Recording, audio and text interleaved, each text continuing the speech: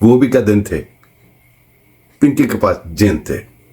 ملاحظہ فرمائیے. وہ بھی کیا دن تھے، پنکی کے پاس جن تھے.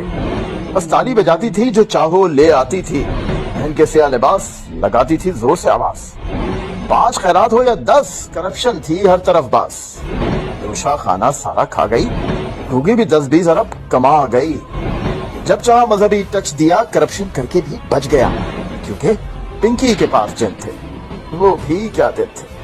فارن فنڈنگ ہو یا القادر، سب کا سچ بتانے سے قاصر. کھٹارا بی آر ٹی میں اربوں لگا گیا، بلین ٹری کی طرف بھی کھا گیا. ہر ادارے سے اربوں کمایا، پر ہاتھ کسی کے نہ آیا، کیونکہ پنکی کے پاس جن تھے.